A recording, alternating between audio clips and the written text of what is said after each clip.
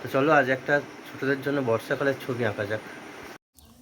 তো আজকে যা ড্রয়িং করব সেটা হলো একটা মা এবং তার মেয়েকে নিয়ে বৃষ্টি পড়ছে যাচ্ছে।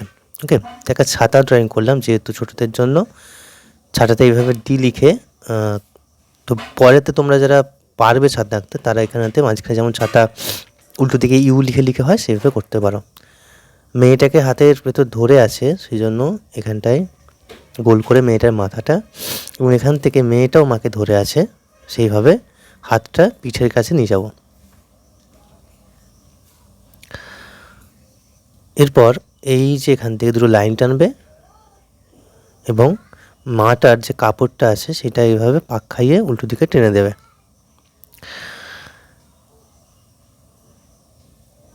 মায়ের হাতটা যেহেতু ছাতাটা ধরে আছে সেজন্য ওই দিকে থাকবে উল্টো দিকে, তাই আর এখান দিকে আসবে না। তোমরা পারলে এইভাবে লাইন টেনে ইউ লিখে দিতে পারো, নাহলে এইভাবে রেখে দিতে পারো। এরপরে মেয়েটার যে পাটা আছে সেই পা দুটো আর এইখানেতে মায়ের কাপড়টা ঠিক পাশাপাশি থাকবে আর কাপড়ের আর একটা এখানটায় লাইন হবে। তো মেন যে ফিগার দুটো সেটা কমপ্লিট হলো। আমরা এবার এই যে ফিগারটার রিলেটেড একটা সিনারি ড্রয়িং করব। পাশে একটা ঘর, ঘরের পাশ দিকে রাস্তা যাচ্ছে, সেই রাস্তা বরাবর মা মেয়ে ছাতা নিয়ে যাচ্ছে।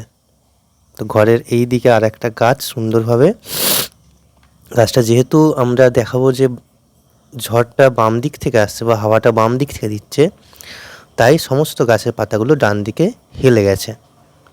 সেই হিসাবে একটা দেখাচ্ছি যে এই দিকে হাওয়া প্রবাহিত হচ্ছে। তো একটা জিনিস হয়েছে সেটা হচ্ছে আগে থেকে প্ল্যানিং থাকে না, যেহেতু মেয়েটার যে জামাটা সেইটাও ডান দিকে হেলে যেত, তোমরা একটু মেয়েটার জামাটা ডান দিকে হেলিয়ে দেবে।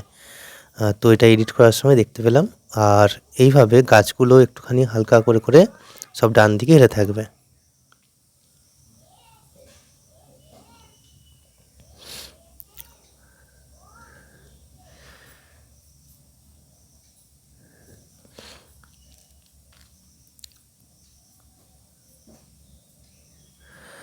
তো মোটামুটি আমাদের এই উপরে কিছু মেঘ দিলাম, মেঘ দিয়ে কিছু বৃষ্টির কালারে হবে ওইগুলো সব। তো ড্রয়িংটা কমপ্লিট। কেমন লাগলো অবশ্যই কমেন্ট করে জানিও।